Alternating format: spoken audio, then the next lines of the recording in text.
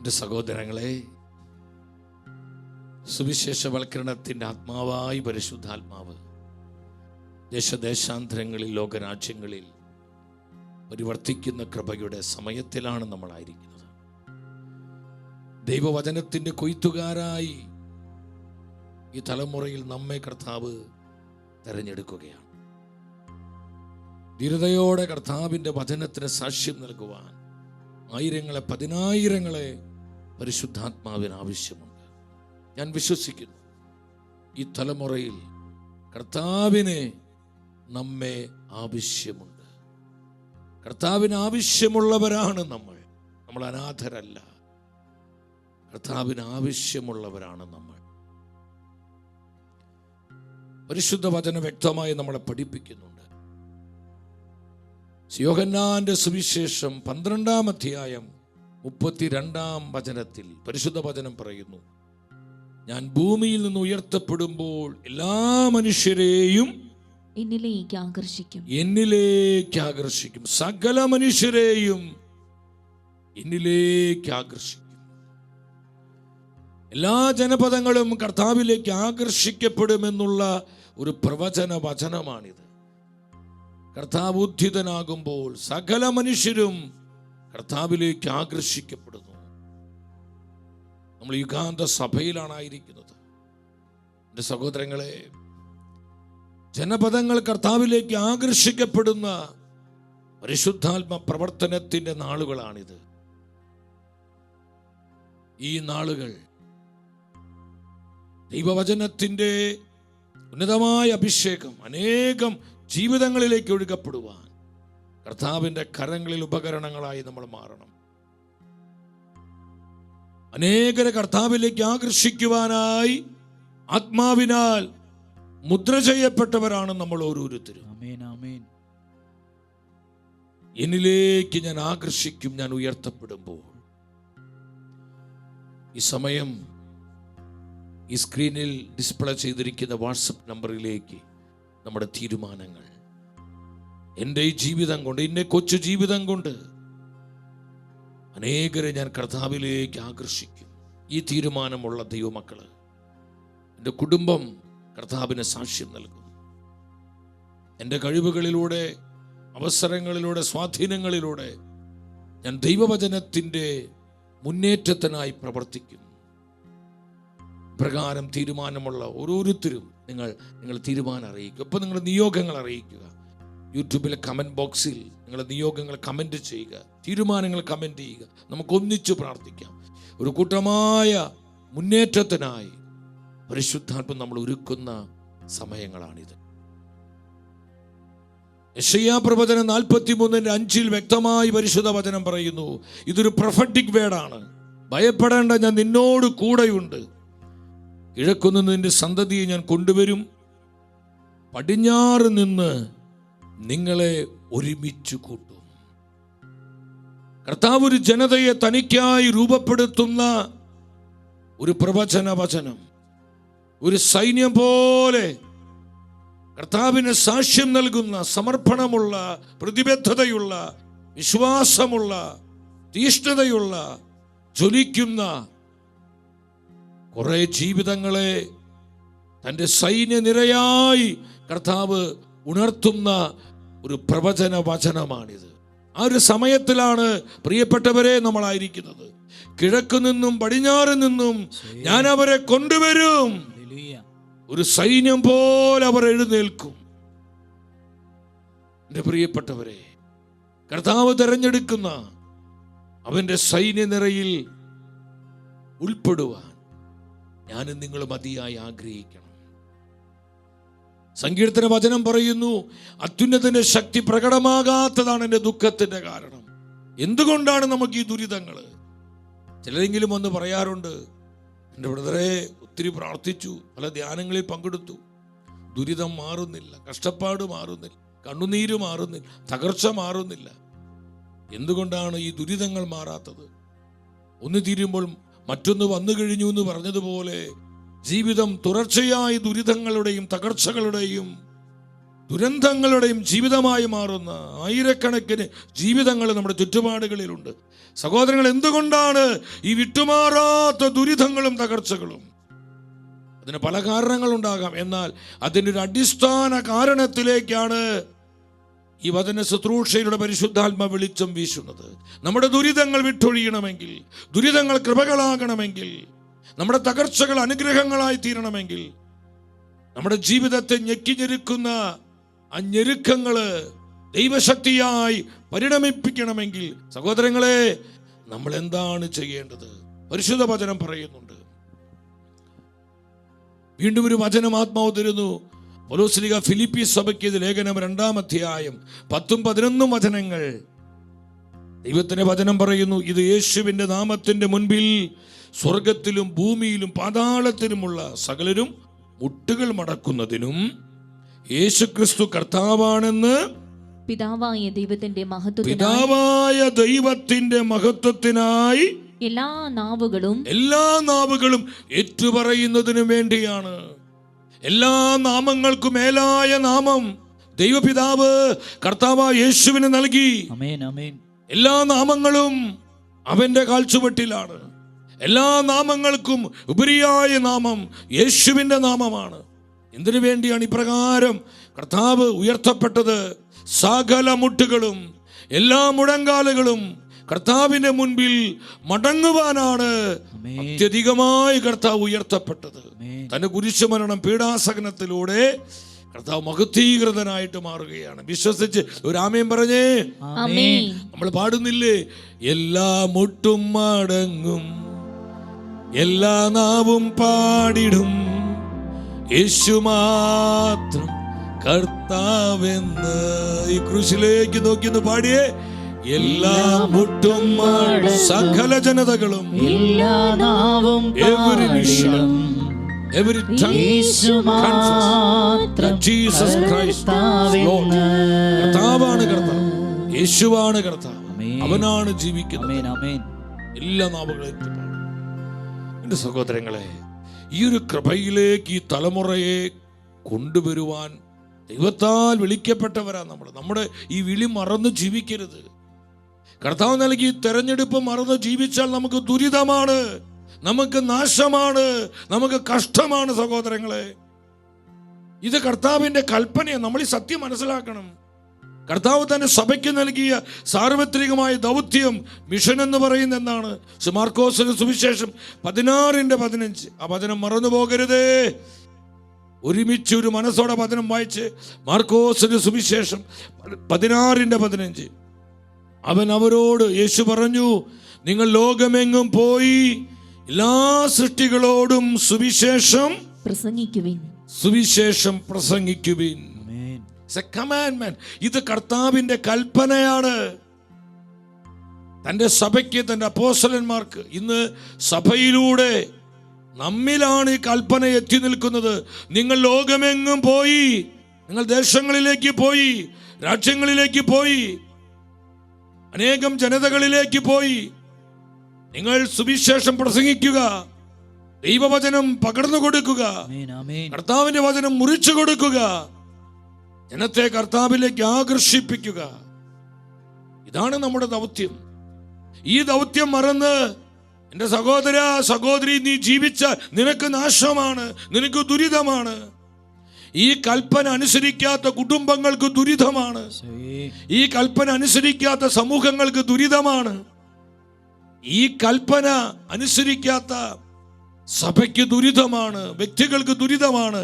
എൻ്റെ പ്രിയപ്പെട്ടവരെ, എന്തുകൊണ്ട് പല ദുരിതങ്ങളും മാറിപ്പോകാത്തത്? പ്രാർത്ഥനയ്ക്ക് ശക്തിയില്ലാഞ്ഞിട്ടല്ല, നമ്മുടെ കർത്താവിൻ്റെ കരങ്ങൾ കുറുകിപ്പോയിട്ടല്ല. കർത്താവിൻ്റെ അതിശ്രേഷ്ഠമായ ഈ കൽപ്പന നമ്മൾ അനുസരിക്കുന്നില്ല. നിങ്ങൾ ലോകമെങ്ങും പോയി എല്ലാ സൃഷ്ടികളോടും സുവിശേഷം പ്രസംഗിക്കുവിനെന്നുള്ള കർത്താവിൻ്റെ കൽപ്പനയോട് നമ്മൾ അനുസരണക്കേട്, ഡിസൊബീഡിയൻ്റ് ആകും, അനുസരണക്കേട് കാണിക്കുന്നു. എവിടെ അനുസരണക്കേടുണ്ടോ അവിടെ കൃപയില്ല സഹോദരൻ, കൃപയില്ല. ഇന്ന് അനേകം കുടുംബങ്ങൾ നശിച്ചു കൊണ്ടിരിക്കുന്നതിന് കാരണം ഈ കൽപ്പനയോടുള്ള അതിലംഘനമാണ്, ഡിസൊബീഡിയൻസ് ആണ്. നമ്മൾ ചങ്കുപൊട്ടി കർത്താവിൽ നിലവിളിക്കേണ്ട സമയ സഹോദരങ്ങൾ. ക്രൈസ്തവ കുടുംബങ്ങൾ ഇന്ന് തകർന്നുകൊണ്ടിരിക്കുന്നു. നമ്മുടെ സഭയും സമുദായവും ഇന്ന് തളർന്നുകൊണ്ടിരിക്കുന്നു. എന്താണ് ഈ തകർച്ചയുടെയും ഈ ദുർബലതയുടെയും പ്രധാന കാരണം? ഈ കൽപ്പന നമ്മൾ അനുസരിക്കുന്നില്ല. അറിഞ്ഞറിയാതെയോ ഈ കൽപ്പനയോട് നമ്മൾ അനുസരണക്കേട് കാണിക്കുന്നു. ദൗത്യം മറന്ന് ജീവിക്കുന്നു. നമ്മുടെ അടിസ്ഥാന ദൗത്യം എന്താ? ആത്മാക്കളുടെ രക്ഷ, ദൈവവചന പ്രഘോഷണം, വചനത്തിന് സാക്ഷ്യം നൽകുക, കർത്താവിനെ വെളിപ്പെടുത്തുക. ഈ ദൗത്യം നിർവഹിക്കാതെ ഞാനും നിങ്ങളും എത്ര ഉന്നതരാണെങ്കിലും, പണ്ഡിതരാണെങ്കിലും, കഴിവുള്ളവരാണെങ്കിലും, സ്വാധീനമുള്ളവരാണെങ്കിലും, ഇത് ദൈവത്തിന്റെ പരിശുദ്ധ വചനമാണ്. വചനം പറയുന്നു, നിനക്ക് ദുരിതം, നിനക്ക് ദുരിതം, നിനക്ക് ദുരിതം. ഈ സത്യവചനം പഠിപ്പിക്കുന്നത്. അതുകൊണ്ടാണ് പൗലോസ് ഇത് പറയുന്നത്. നമുക്ക് പിന്നീട് അതിലോട്ട് വരാം. നിയമാവർത്തന പുസ്തകം 28:15 നിങ്ങളൊന്ന് ശ്രദ്ധിച്ച്. നിയമാവർത്തനം 28:15. കൽപ്പന അനുസരിക്കുന്നില്ലെങ്കിൽ തകർച്ചയാണ്. എന്നാൽ നീ നിന്റെ ദൈവമായ കർത്താവിന്റെ സ്വരം ശ്രവിച്ച് ഇന്ന് നിനക്ക് നൽകുന്ന അവിടുത്തെ കൽപ്പനകളും ചട്ടങ്ങളും ശ്രദ്ധാപൂർവം അനുസരിക്കാതിരുന്നാൽ, കർത്താവിന്റെ കൽപ്പനകൾ അനുസരിക്കാതിരുന്നാൽ താഴെ പറയുന്ന ശാപമൊക്കെയും നിന്റെ മേൽ പതിക്കും. കർത്താവ് നൽകുന്ന കൽപ്പനകൾ അനുസരിക്കാതിരുന്നാൽ അവിടെ അനുഗ്രഹമില്ല, അവിടെ ദൈവകൃപയില്ല, അവിടെ ആത്മാവിന്റെ അഭിഷേകമില്ല സഹോദരങ്ങൾ. പകരം എന്താ? തകർച്ചകള്, ദുരിതങ്ങള്, നാശങ്ങള്, ശിഥിലീകരണങ്ങള്. എത്ര കൃത്യമാണ് ദൈവത്തിന്റെ വചനം. നിന്റെ കർത്താവിന്റെ കൽപ്പന അനുസരിക്കാതിരുന്നാൽ ഈ ശാപങ്ങളൊക്കെയും നിന്റെ മേൽ പതിക്കും. ശാപം എന്ന് പറയുമ്പോൾ ആരും പേടിക്കണ്ട. ശാപം എന്ന് പറഞ്ഞാൽ എന്താ? കൃപയില്ലാത്ത അവസ്ഥ. നോ ഗ്രേസ്, കൃപയില്ലാത്ത അവസ്ഥ, ദൈവ സാന്നിധ്യമില്ലാത്ത അവസ്ഥ, പരിശുദ്ധാത്മ അഭിഷേകമില്ലാത്ത അവസ്ഥ. പൗലോസ്ലീഹ കുറച്ച് കടുപ്പിച്ച് പറയുന്നുണ്ട്. കടുപ്പിച്ചാണ് പൗലോസ്ലീഹ ഇത് പറയുന്നത്. എൻ്റെ സഹോദരങ്ങൾ, ശ്രദ്ധാപൂർവ്വം വചനം ശ്രദ്ധിച്ച്. ദുരിതം മാറുന്നില്ല, കഷ്ടത മാറുന്നില്ല, കണ്ണുനീര് മാറുന്നില്ല. ഒന്ന് തീരുമ്പോൾ ഒന്ന് മാറി മാറി ഈ ഞെരുക്കും കഷ്ടതയും ക്ലേശവും നമ്മളെ വരിഞ്ഞു മുറുക്കി നമ്മുടെ ജീവിതം പലപ്പോഴും നരകതുല്യമായി മാറുന്നു. പ്രിയ ദൈവത്തിന്റെ പൈതല്, ഇത് നിന്നോടുള്ള ദൈവത്തിന്റെ ആലോചനയാണ്. യെസ് യെസ്, നിനക്കുള്ള ദൂതായത്, നിനക്കുള്ള ദൂതായത്. പൗലോസ്ലീഹ പഠിപ്പിക്കുന്നു. കൊരിന്ത്യസ്കാർക്ക് എഴുതിയ 1-ാമത്തെ ലേഖനം 16-ാം അധ്യായം 22-ാമത്തെ വചനം, 16-22. ആരെങ്കിലും കർത്താവിനെ സ്നേഹിക്കുന്നില്ലെങ്കിൽ അവൻ ശപിക്കപ്പെട്ടവനാകട്ടെ. യോവേ, എന്നാ വാക്കാ പറയാ. ആരെങ്കിലും കർത്താവിനെ സ്നേഹിക്കുന്നില്ലെങ്കിൽ അവൻ ശപിക്കപ്പെട്ടവനാകട്ടെ, അവൻ ശപിക്കപ്പെട്ടവനാകട്ടെ. അപ്പോ സ്നേഹിക്കുന്നില്ലെങ്കിൽ അവിടെ അനുഗ്രഹമില്ല, അവിടെ കൃപയില്ല സഹോദരങ്ങളെ. നമ്മുടെ ഹൃദയം അടഞ്ഞു പോയാൽ, സ്നേഹം നഷ്ടപ്പെട്ടാൽ, കർത്താവിനോടുള്ള സ്നേഹം നഷ്ടപ്പെട്ടാൽ, പരസ്പരമുള്ള സ്നേഹം നഷ്ടപ്പെട്ട അവിടെ ഗ്രേസ് ഇല്ല എന്നാണ് വചനം പറയുന്നത്. അപ്പോ എന്തു സംഭവിക്കും? സ്നേഹിക്കുക എന്ന് പറഞ്ഞാൽ എന്താണ് അർത്ഥം? എന്താണ് സ്നേഹിക്കുക? അത് നിങ്ങൾ ശ്രദ്ധിക്കണം. സ്നേഹിക്കുന്നത് I love you, I love you, I love you എന്നിങ്ങനെ പറയുന്നതാണോ സ്നേഹം? അതാണോ സ്നേഹം? കർത്താവിനോടുള്ള സ്നേഹം, പരസ്പരമുള്ള നമ്മുടെ സ്നേഹം, ആ സ്നേഹം എന്തിലാണ് അടിസ്ഥാനപ്പെടുത്തിയിരിക്കുന്നത്? അതിനെ, ആ സ്നേഹത്തെ അളക്കുവാനുള്ള മെഷർ, അതിനുള്ള അളവുകോൽ എന്താണ്? പരിശുദ്ധ വചനം പറഞ്ഞിരുന്നുണ്ട്. 1 യോഹന്നാന്റെ 1-ാമത്തെ ലേഖനം 5-ാം അധ്യായം 3-ാമത്തെ വചനം, 5:3. എല്ലാവരും ഒരുമിച്ച് ഉണർവോട് ഉച്ചത്തിലെ വചനം വായിച്ച്. ദൈവത്തെ സ്നേഹിക്കുക എന്നാൽ അവിടുത്തെ കൽപ്പനകൾ അനുസരിക്കുക എന്നാണ് അർത്ഥം. അപ്പൊ സ്നേഹിക്കുക എന്ന് പറഞ്ഞാൽ അനുസരിക്കലാണ്. സ്നേഹിക്കുന്നവർക്ക് അനുസരിക്കാൻ പറ്റൂ. കർത്താവ് ഒരു കാര്യം നോ എന്ന് പറയുമ്പോൾ അത് നോയായി സ്വീകരിക്കണമെങ്കിൽ എനിക്ക് സ്നേഹം ഉണ്ടാവണം.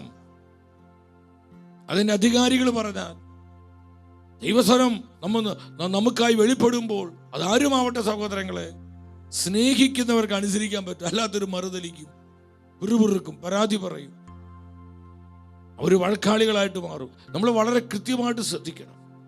സ്നേഹിക്കുന്നില്ലെങ്കിൽ ശപിക്കപ്പെടട്ടെ. അതിൻ്റെ അർത്ഥം എന്താ? അപ്പൊ സ്നേഹ അനുസരണമാണ്. നമ്മൾ വചനത്തിൽ കണ്ടു, നീ എൻ്റെ കൽപ്പനകൾ അനുസരിക്കുന്നില്ലെങ്കിൽ ഇതൊക്കെ നിന്റെ മേൽ പതിക്കും. ഏത് ശാപഗ്രസ്തമായ ശാപങ്ങൾ നിന്റെ മേൽ പതിക്കും. ദുരിതങ്ങൾ, തകർച്ചകൾ, കണ്ണുനീര്, കഷ്ടതകൾ. അവിടെ ഗ്രേസ് ഇല്ല, അവിടെ ബ്ലെസ്സിങ് ഇല്ല, അവിടെ അഭിഷേകമില്ല. സഹോദരങ്ങളെ, എത്ര കൃത്യമാണ് സ്നേഹിക്കുക എന്ന് പറഞ്ഞാൽ അനുസരിക്കലാണ് സ്നേഹിക്കുക. സ്നേഹമുള്ളവർക്ക് അനുസരിക്കാൻ പറ്റും. അത് ഭാരമുള്ളവയല്ല. എത്ര കഠിനമായൊരു കാര്യം പറഞ്ഞാലും അവരനുസരിക്കും. പരിശുദ്ധ വചനം പറയാം, അത് ഭാരമുള്ളവ. സ്നേഹിക്കുന്നവർക്കൊന്നും ഇത് ഭാരമാണോ? ഒന്നും ഭാരമല്ല. സ്നേഹം കുറയുമ്പോഴാണ് ഭാരങ്ങളും അവിടെ ബുദ്ധിമുട്ടുകളും അവിടെ പല പല പല അസ്വസ്ഥതകളൊക്കെ വരുന്നത്. സ്നേഹം തണുത്തു പോകുമ്പോഴാണ്. അത് കർത്താവിനോടാണെങ്കിലും അത് പരസ്പരമുള്ള സ്നേഹമാണെങ്കിലും ശ്രദ്ധിക്കണം എൻ്റെ സഹോദരങ്ങളെ. അപ്പോൾ പരിശുദ്ധ വചനം വ്യക്തമായി നമ്മളെ പഠിപ്പിക്കുകയാണ്. വചനം പഠിപ്പിക്കുകയാണ്. എന്താണ് ഈ തകർച്ചയുടെ കാരണം? നമ്മൾ കർത്താവിനെ അനുസരിക്കുന്നില്ല. എന്തുകൊണ്ട് അത്യുന്നതന്റെ ശക്തി വെളിപ്പെടാതെ പോകുന്നത്? എൻ്റെ സഹോദരി, സഹോദര, എന്തുകൊണ്ട് നിന്റെ ജീവിതത്തിൽ, നിന്റെ കുടുംബത്തിൽ, നിന്റെ തൊഴിൽ മേഖലകളിൽ, നിന്റെ ആവശ്യങ്ങളിൽ നീ പരിവർത്തിക്കുന്ന, ഇടപെടുന്ന വ്യാപാര മണ്ഡലങ്ങൾ എന്തുമാവട്ടെ, പലപ്പോഴും ദൈവശക്തി വെളിപ്പെടാത്തതിന് കാരണം എന്താ? കർത്താവിന്റെ ശക്തി കുറഞ്ഞു പോയിട്ടല്ല, കർത്താവിന്റെ കരങ്ങള് കൂച്ചിപ്പോയിട്ടല്ല, കർത്താവിന്റെ കാതുകൾക്ക് മാന്യം സംഭവിച്ചിട്ടല്ല. എന്താണ് അതിന്റെ കാരണം? നീ അനുസരിക്കുന്നില്ല. ഏതനുസരിക്കുന്നില്ല? കർത്താവിന്റെ കൽപ്പന ഏതാ? സുവിശേഷം പ്രസംഗിക്കുക, വചനത്തിന് സാക്ഷ്യം കൊടുക്കുക, കർത്താവിനെ പകർന്നു കൊടുക്കുക എന്ന് പറഞ്ഞാൽ ഇതുപോലെ എല്ലാവരും ഓടി നടന്ന് മയക്കിയിടത് സ്റ്റേജിൽ അല്ലെങ്കിൽ വലിയ കൺവെൻഷൻ ധ്യാനങ്ങൾ നടത്താനല്ല ഈ പറഞ്ഞു വരണേ. ആയിരിക്കുന്ന മേഖലകളിൽ, നമ്മൾ ആയിരിക്കുന്നിടങ്ങളിൽ എന്തോരം സാധ്യതകളുണ്ട് സഹോദരങ്ങളെ. ഈ സാധ്യതകളിൽ നീ കർത്താവിന് വേണ്ടി നിൽക്കണം, വചനത്തിന് വേണ്ടി നിൽക്കണം. നിന്റെ ചുറ്റുപാടുമുള്ളവർക്ക്, നിന്റെ ബന്ധുമിത്രങ്ങളാകാം, ഉപകാരികളാകാം, സ്നേഹിതരാകാം, പ്രിയപ്പെട്ടവരാകാം, അവർക്ക് നീ വചനം കൊടുക്കുന്നുണ്ടോ? നീ കർത്താവിനെ കൊടുക്കുന്നുണ്ടോ? അവരെ നീ ക്രിസ്തുവിലേക്ക് ആകർഷിക്കുന്നുണ്ടോ? അതാണ് പരിശുദ്ധാത്മാവ് ചോദിക്കുന്നത്. ഇതിനായി വിളിക്കപ്പെട്ട നമ്മള് ഈ ദൗത്യം മറന്ന് ലോകത്തിന് സുഖലോലുപതയുടെ, ലോകത്തിന്റെ വ്യഗ്രതകളിൽപ്പെട്ട് നമ്മൾ മുന്നോട്ട് പോകുമ്പോൾ നമ്മുടെ ജീവിതം നരകതുല്യമായില്ലെങ്കിലേ അത്ഭുതമുള്ള സഹോദരങ്ങളെ. ഈ കൽപ്പന അനുസരിക്കണം.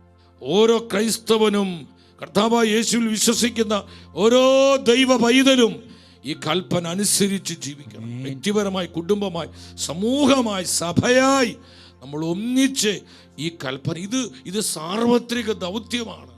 കർത്താവ് സഭയ്ക്ക് കൊടുത്തിരിക്കുന്ന സാർവത്രികമായി, നോട്ട് ഓപ്ഷണൽ. ഇത് ഓപ്ഷൻ അല്ല, ഇറ്റ്സ് എ കമാൻഡ്. ഇത് കൽപ്പനയാണ്. ഇത് കർത്താവിന്റെ കൽപ്പനയാണ്. ഹല്ലേലൂയ. പറഞ്ഞേ ഹല്ലേലൂയ. ഇരു കരങ്ങളിൽ മൂന്ന് പ്രാവശ്യം വിളിച്ച് യേശുവേ എന്ന് വിളിച്ചേ. സ്നേഹത്തോടെ വിളിച്ചേ.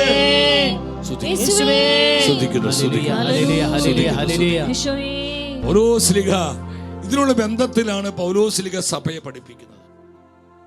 നമ്മൾ ആത്മശോധന ചെയ്യണം സഹോദരങ്ങളെ. എൻ്റെ ജീവിതത്തിൽ ഈ വചനം ഞാൻ അതിലംഘിക്കുന്നുണ്ടോ? ഈ കൽപ്പന ഞാൻ അതിനോട് അനുസരണക്കേട് കാണിക്കുന്നുണ്ടോ? കൊരിന്ത്യൻകാർക്ക് 1 ലേഖനം 9:16, ഫസ്റ്റ് കൊരിന്ത്യൻസ് 9:16. നമുക്ക് ഒന്നിച്ചുണർവോടെ വചനം ഉച്ചത്തിൽ എല്ലാവരും ചേർന്ന് വായിക്കണം. എന്താ പറയുന്നത്? ഞാൻ സുവിശേഷം പ്രസംഗിക്കുന്നെങ്കിൽ അതിലെനിക്ക് അഹംഭാവത്തിന് വകയില്ല. അതെന്റെ കടമയാണ്. അടുത്ത വചനം നിങ്ങൾ ശ്രദ്ധിക്കണം. ഞാൻ സുവിശേഷം പ്രസംഗിക്കുന്നില്ലെങ്കിൽ എനിക്ക് ദുരിതം. ഞാൻ സുവിശേഷം പ്രസംഗിക്കുന്നില്ലെങ്കിൽ എനിക്ക് ദുരിതം. സഹോദരങ്ങളെ, എന്തുകൊണ്ടാണ് നമുക്ക് ഈ ദുരിതങ്ങള്? എന്തുകൊണ്ടാണ് ഈ തകർച്ചകള്? നമ്മുടെ ജീവിതം ഇന്ന് കെട്ടപ്പെട്ടു പോയിരിക്കുന്നു. നമുക്ക് സന്തോഷമില്ല, സമാധാനമില്ല, എല്ലാത്ത നൊമ്പരങ്ങളും മുറിപ്പാടുകളും, എപ്പോഴും നമുക്ക് ആകുലതകളും ഭയപ്പാടുകളും. എന്തുകൊണ്ടാണ് നമ്മുടെ ജീവിതം ഇപ്രകാരം ബന്ധിതമായത്? ഒത്തിരി കാരണങ്ങൾ ഉണ്ടാകാം. ഓരോരുത്തർക്കും പല പല കാരണങ്ങളാകാം. പക്ഷെ അടിസ്ഥാന കാരണം മറന്നു. അടിസ്ഥാന കാരണം എന്താണ്? നീ സുവിശേഷത്തിന് സാക്ഷ്യം കൊടുക്കുന്നില്ല, നീ സുവിശേഷം പ്രഘോഷിക്കുന്നില്ല. ഞാൻ പറഞ്ഞു, സുവിശേഷം പ്രസംഗിക്കുക എന്ന് പറയുമ്പോൾ തെറ്റിദ്ധരിക്കരുത്. ഇങ്ങനെ മൈക്കും പിടിച്ച് നൂറുകളോട് ആയിരങ്ങളോട് ഇങ്ങനെ വചനം പറയുന്നതല്ല സുവിശേഷ പ്രഘോഷണം. നിന്റെ മക്കളോടാകാം, നിന്റെ സഹോദരനോടാകാം, നിന്റെ സഹോദരിയോടാകാം, നിന്റെ ജോലി സ്ഥലത്താകാം, നിന്റെ ഇടവകയിലാകാം, നിന്റെ ബന്ധുമിത്രങ്ങളിലാകാം, നിന്റെ ബിസിനസ് മണ്ഡലങ്ങളിലാകാം, നീ കണ്ടുമുട്ടുന്നവരോടാകാം, നീ യാത്ര ചെയ്യുമ്പോഴാകാം, നീ ഭക്ഷണം കഴിക്കുമ്പോൾ ആരോടുമാകട്ടെ, വേദനിച്ച് തകർന്നിരിക്കുന്ന, പാപബന്ധനങ്ങളിൽ അരാജകത്വത്തിൽ ജീവിക്കുന്ന ഒരു ആത്മാവിനെ കാണുമ്പോൾ നമുക്കൊരു കമ്പാഷൻ, ഒരു മനസ്സലിവുണ്ടാകണം. അവനെ ക്രിസ്തു അനുഭവത്തിലേക്ക് നയിക്കാൻ, രക്ഷയിലേക്ക് നയിക്കാൻ, അവന് നിത്യജീവൻ ലഭിക്കാൻ വചനം കൊടുക്കണം. വചനം കൊടുക്കണം. പൗലോസ് പഠിപ്പിക്കുക, അത് ഞാൻ നിങ്ങളും ചെയ്യുന്നില്ലെങ്കിൽ നമുക്ക് ദുരിതം, നമുക്ക് കഷ്ടതയാണ്, നാശമാണ്, നമുക്ക് നാശമാണെന്ന് വചനം പഠിപ്പിക്കുകയാണ്. ദൗത്യം മറന്ന് ജീവിക്കരുത് സഹോദരങ്ങളെ. നമ്മുടെ ജീവിതത്തിൽ ഒരുപാട് അനുഗ്രഹങ്ങൾ വരണമെങ്കിൽ നമുക്കിന്ന് ഒരുപാട് നിയോഗ പ്രാർത്ഥനകൾ, ഒത്തിരി കാര്യങ്ങളൊക്കെ ഉണ്ട്. അതൊക്കെ മുറ പോലെ നടന്നോട്ടെ. പക്ഷെ ഒരു കാര്യം നിങ്ങൾ മനസ്സിലാക്കണം, ഇതെല്ലാം നമ്മളെ സാക്ഷികളാക്കുന്നില്ലെങ്കിൽ അല്പം കഴിയുമ്പോൾ സംഗതി തകിടം മറിയും. എല്ലാം നമ്മളെ വിട്ടൊഴിഞ്ഞു പോകും. നമ്മുടെ ജീവിതം വരണ്ടു പോകും, മരുഭൂമിക്ക് തുല്യമാകും. മരുഭൂമിയിലും കർത്താവിന്റെ സമൃദ്ധി നിനക്ക് അനുഭവിക്കാൻ പറ്റണമെങ്കിൽ നീ കർത്താവിനെ ഉയർത്തണം. നീ വചനത്തെ മുറുകെ പിടിക്കണം. നീ വചനം കൊടുക്കണം, വചനത്തിന് സാക്ഷ്യം നൽകണം, വചനത്തെ കാക്കണം, വചനം ജീവിക്കണം, വചനം പ്രഘോഷിക്കണം. ഹല്ലേലൂയ. സ്തുതിക്കുന്നത് കർത്താവേ, സ്തുതിക്കുന്നത് കർത്താവേ. ഞങ്ങൾ ഒന്നിച്ച് സ്തുതിക്കുന്നു. ഈ ബോധ്യമുള്ളത് കൊണ്ട് ആദിമ സഭയിൽ അപ്പോസ്തലന്മാര് പത്രോസ്ലീഹായും യോഹന്നാൻ സ്ലീഹായും ഒരുമിച്ച് പറഞ്ഞു. അപ്പോസ്തല പ്രവർത്തനങ്ങൾ 4:20 ഒന്ന് ശ്രദ്ധിച്ച് ആ വചനം എന്താ പറയുന്നത്? അവിടെ പറയുകയാണ്, ഞങ്ങൾ കാണുകയും കേൾക്കുകയും ചെയ്ത കാര്യങ്ങളെക്കുറിച്ച് സംസാരിക്കാതിരിക്കാൻ ഞങ്ങൾക്ക് സാധ്യമല്ല.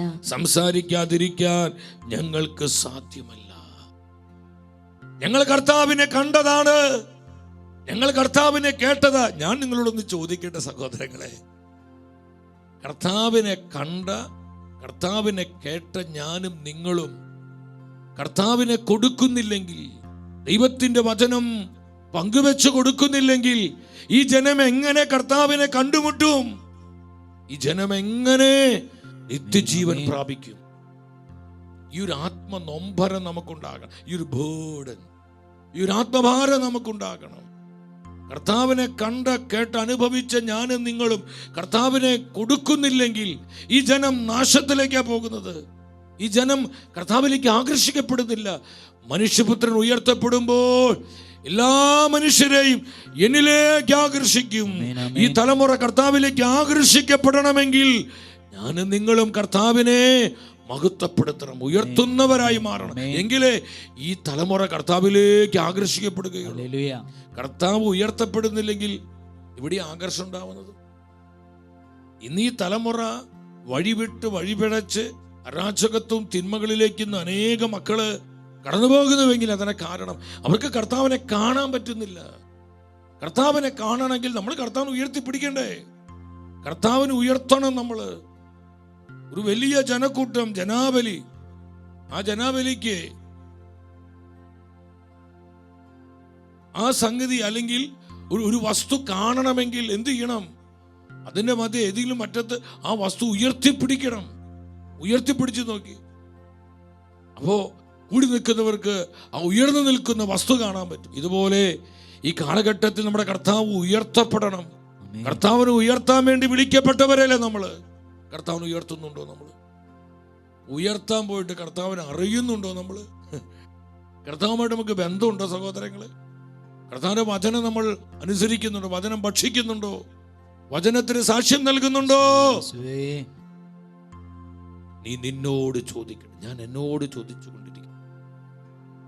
അപ്പോസ്തലന്മാര് പറഞ്ഞു, ഞങ്ങൾ സാക്ഷ്യപ്പെടുത്തും, ഞങ്ങൾ കണ്ടു കേട്ടു, ഞങ്ങൾക്കത് പറയാതിരിക്കാൻ പറ്റില്ല. ഈ ഒരു അനുഭവത്തിലേക്ക് നമ്മുടെ കുടുംബങ്ങൾ വരണം, കൂട്ടായ്മകൾ വരണം, മിനിസ്ട്രികൾ വരണം, സമൂഹങ്ങൾ വരണം. അപ്പോസ്തല പ്രവർത്തനം 26 ആ വാക്യം കൂടെ നിങ്ങൾ ശ്രദ്ധിച്ച്, 26:16 എന്താ പറയുന്നത്? നീ എഴുന്നേറ്റ് നിൽക്കുക, ഇപ്പോൾ നീ എന്നെപ്പറ്റി കണ്ടതും ഇനി കാണാനിരിക്കുന്നതുമായവയ്ക്ക് സാക്ഷിയും ശുശ്രൂഷകനുമായി ശുശ്രൂഷകനുമായി നിന്നെ നിയമിക്കാനാണ് ഞാൻ നിനക്ക് പ്രത്യക്ഷപ്പെട്ടിരിക്കുന്നത്. കർത്താവ് പൗലോസ്ലീഹായോട് നേരിട്ട് പറഞ്ഞൊരു കാര്യമാണ്. ഞാൻ നിനക്ക് പ്രത്യക്ഷപ്പെട്ടിരിക്കുന്നത്, ഞാൻ നിന്നെ വിളിക്കുന്നത് എൻ്റെ സാക്ഷിയായി മാറാനാണ്, എനിക്ക് സാക്ഷ്യം നൽകാനാണ്, എൻ്റെ വചനത്തിന് സാക്ഷ്യം കൊടുക്കാനാണ്, നീ എന്നെ ഉയർത്തുവാനാണ്. അനേകം ജനതകളിൽ പൗലോസേ നീ എന്നെ മഹത്വപ്പെടുത്തുക, ജനം എന്നെ കാണട്ടെ, ജനം എന്നിലേക്ക് ആകർഷിക്കപ്പെടട്ടെ, അതിനാണ് ഞാൻ നിനക്ക് പ്രത്യക്ഷനായിരിക്കുന്നതെന്ന് കർത്താവ് നേരിട്ട് പൗലോസ്ലീഹായോട് പറയാണ്. സന്തോഷത്തിൽ രാമേൻ പറഞ്ഞേ, കർത്താവിന്റെ വചനത്തെ സ്നേഹിച്ചുകൊണ്ട് രാമേൻ പറഞ്ഞേ. സ്തുതിക്കുന്നു, സ്തുതിക്കുന്നു, സ്തുതിക്കുന്നു, സ്തുതിക്കുന്നു. കർത്താവേ സ്തുതിക്കുന്നു, സ്തുതിക്കുന്നു, സ്തുതിക്കുന്നു. Glory, glory, glory, glory. നന്ദി കർത്താവ്. പറയുമ്പോൾ ഒരു അഭിഷേകം വരുന്നുണ്ട്, ഒരു അനോയിന്റിങ് കർത്താവ് തരുന്നുണ്ട്. ആഗ്രഹിക്കുന്നവരെല്ലാം ഈ അനോയിന്റിങ് നിങ്ങൾ സ്വന്തമാക്കിക്കോ, പ്രാപിച്ചോ, പ്രാപിച്ചോ.